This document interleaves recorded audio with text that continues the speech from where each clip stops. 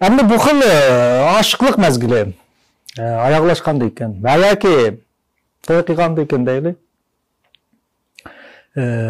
Avval masala erlarda ko'rilishga boshlaydi. Erlar uzun o'tmaylam o'zi bir xil ishchi siqilish, xuddi bir narsa uni kontrol qilayotgandek, erkin bilanmayotgandek, bir narsa uning putqulini tushab qo'yayotgandek, ishlar yurishmayotgandek, ustiga bir eg'ir yuk bordek bir xil hissiyot keldi. Albatta bu xil psixikalik hodisa yuz bergan vaqtda tabiiy ko'pincha erlar buni o'zining jo'risidan ko'rdi. Bir bo'lsa, men balda to'y qilyapman degan xiyol keldi. Yana bir bo'lsa, men xato odam bilan to'y qilibman degan xiyollar chirmaydi.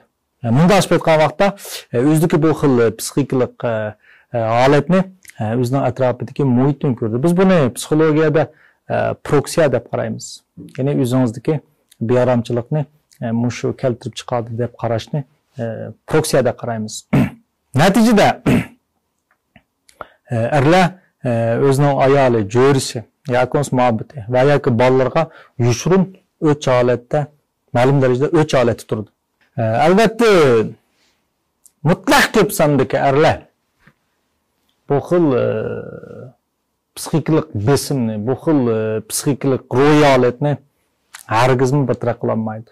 Natijada ba'zilar aytizlar ajishni tanlaydi, ajishni qaror qildi. Biroq qiziqarli xiri erlar azaldan aktiv bo'ldi, ajishni talab qilmaydi. Balki nima desa, bevositalik usulda ayolini majburlab, qishnab, ayolining ajishiman degan holatiga majburlab qistab ekib qo'ydi. Bu vaqtda erlar o'ziga bir xil gunohkorlik tuyg'usini asal tuvallatgan hisoblandi. Bu xuddi sizning shu badiningizda bir mix bor, mix. Siz bu shu mix bilan cho'ng bo'ldingiz. Bu mix sizning badaningiz ham kuchli bo'lganligi uchun bu mix tufayli shakllangan og'riqni his qilmaysiz. Ammo kunlar o'tib siz bu mixning tufayli shakllangan og'riqni his qilishga boshlaysiz. Siz og'riqni his qilasiz, biroq bu og'riqning mix tufayli kelganini bilmaysiz. Natijada bu mix tufayli og'rigan vaqtda tabiiy bu og'riqni siz atrofingizdagi ma'lum bir odam tufayli shakllandi deb qaraysiz. Ya'ni mix tufayli emas, ma'lum odam mush og'riqni shakllandi deb qaraysiz. Natijada siz mixni ilishning o'rniga siz xato holda mush odam meni og'rityotdi deb o'ylagan odamni yo'q qilishga tirishsiz. Demak, nurg'un erlar dal bu mix tufayli shakllangan hayotning psixikalik azobni ayolim yoki bolam tufayli kelib chiqdi deb o'ylaganlik uchun uni yo'q qilish orqali, uningdan ayrilish orqali bu og'riqni yo'qotmoqchi bo'ladi. Albatta bu og'riq tuganda hargizmi tugmaydi. Chunki bu yerdagi og'riqni uning ayol keltirib chiqarmagan, balki mix keltirib chiqargan.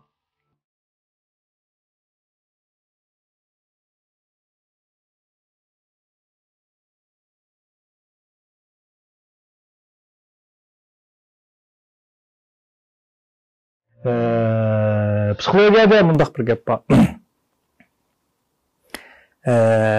Sizning ijtimoiy muhitingiz, balalaringiz, do'stlaringiz, ota-onangiz, jo'ringiz. Toki siz o'zingiz to'g'riliq ma'lum narsani, o'zingiz to'g'riliq bilmaydigan ma'lum narsani bilgicha, o'zingiz to'g'riliq bilmagan ma'lum narsani bilgicha, sizning kunubkingizni besishni to'xtatmaydi deydi. Sizning kunubkingiz degan sizning ochig'ingizni keltirishni to'xtatmaydi deydi. Demek kunubki besish degan nimasi atrofingizga odamlar to'xtamay bu mixni bosadi. Bosadi. Bu harakatdan mix bosilganda siz og'riysiz.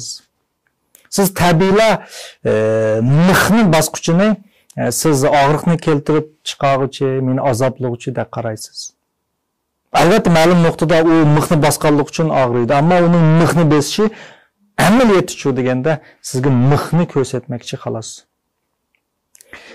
Sizda avtuli bilim bo'lgan, avtuli iqtidor bo'lgan vaqtda siz mixlarni bosquchiga rahmat aytasiz, chunki u sizning mixni besish orqali mixni elib yetishingizga yordam berdi.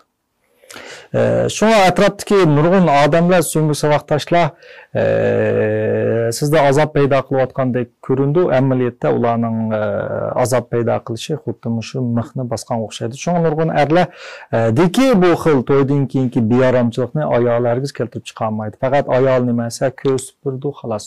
Shunga bizning mixlarni ko'rsatib berishdan iborat. Biz yaxshi ko'rmaydigan bu muhitni o'zgartirish uchun chuqur bizning qildig'imiz nimasi mixni elitish.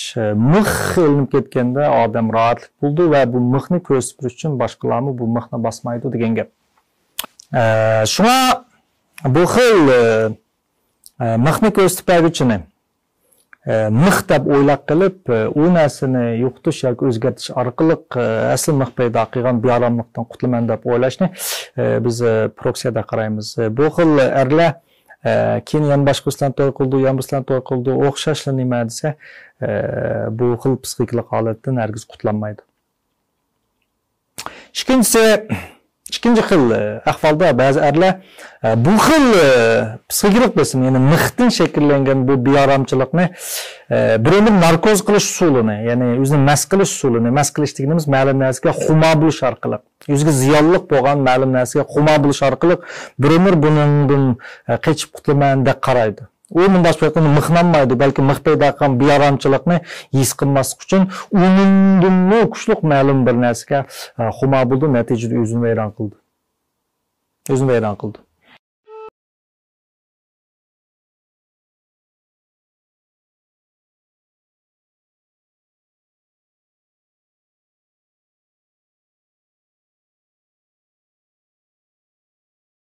Erlar chu deganda bular xizmat orqali bu beoromchilikdan qochmoqchi bo'ldi, mudofaa qilmoqchi bo'ldi. U butun zihni bilan xizmatga o'zini atash orqali workaholic, gunzokon bo'lib olish orqali bundan qutulmoqchi bo'ldi. Biroq bu eng oxiri o'zini atdan ziyoda charchidi. Buni qutulmaydi, buning oqibati to'g'ri bo'lmaydi. Buning oqibati yaxshi bo'lmaydi. Yana bir turkum erlar chu deganda dilema holati turdi. Dilema degan nima esa oldin ma'yizi jilanba, oqi qarisi, oqi ma'yisi shirva. Qayoqqa minishni bilolmaydi degan gap. Yana bunday aytgan vaqtda mening bir do'stim bordi. U bir kuni bunday dedi. Men hozir oilam bilan xuddi uyga hech qanday o'tirmizdi, bir yaxshi ko'rish, muhabbat degan narsa qolmadi dedi, hissiyot degan narsa qolmadi dedi. Hatto parangmi yo'q dedi. Zo'rlab bir narsani parangishib boqamiz, ammo tizli bu paranglarimizni bir xil tugab qoldi dedi. Shundoq bir ganga holatda turmiz dedi. Ammo meni ayolim yaxshi dedi. Mening uni azoblab, uning og'irlab, uni azobligim yo'q dedi. Uni ayolimni yoki bolalarning azobligim yo'q.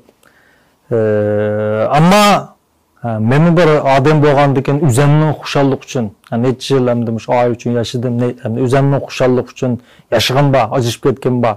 Ammo ajrashaysam uning ko'nglini yerim qiyg'im yo'q deydi. Buni bir turkum erlarda shakllangan bir xil dilema holat. Yana ba'zi erlar chu degan vaqtda ta'til dilema deyshaydi. Ya'ni bular ajrasholmaydi. Ajrashdan qo'rqadi. Ajrashmaydi desa bayatda xushalsizlik bor. Xushalsizlik bo'lg'achqa biz bayatdan dedik, bu xil xushalsizlikni mush oilam keltirib chiqardi deb qaraganlik uchun uning bir o'ch holat yashaydi. Kichikgina bir fursatlarni, bir yo'q fursatlarni, yo'q sabablarni deb ayolini tillaydi, urib ketadi. Ammo buni tillab, urib-urib yon pushaymon qildi. Bundan o'zi gunohkordek his qilib, texmi bezor bo'ldi. Og'irlik ketishdan qo'rqaydi, ammo og'irlik ketmay to'g'ri yaşanmaydi. Çünkü onda minbası mıxba, onun göz qarşıda onun ayoli dal nimasi, onun azobini keltirayotgan mıx da qaraydi. Mana bu nima desa, masalaning ichidagi bir masala.